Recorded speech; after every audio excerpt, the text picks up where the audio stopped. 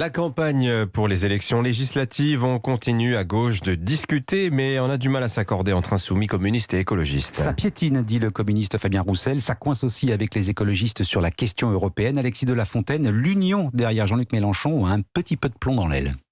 Oui, entre le programme commun ou la répartition des sièges, les discussions s'enlisent. À tel point que les Verts et les communistes sont obligés de faire pression sur la France insoumise, comme Fabien Roussel qui s'impatiente. Nous avons toujours cette ambition de réussir ensemble à faire gagner au moins 289 députés de gauche, insoumis, socialistes, communistes, écologistes. Et nous disons en même temps qu'il faudrait que ça accélère un petit peu plus. Le nœud du problème, c'est la radicalité de la France insoumise sur le programme Tatelin écolo. En effet, les désaccords sont nombreux, comme sur l'Union européenne ou les retraites. Mais le véritable blocage, c'est évidemment les circonscriptions. Les insoumis sont trop gourmands, assène un négociateur. Concrètement, sur les 160 territoires gagnables, les Verts en demandent 32, les communistes une vingtaine et les socialistes une trentaine.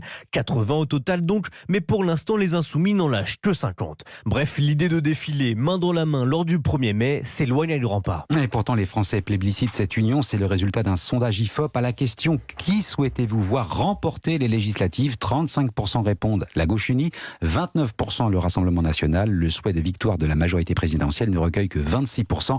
Quant au futur Premier ministre d'une potentielle cohabitation, 65% des sondés ne veulent pas de Jean-Luc Mélenchon à Matignon.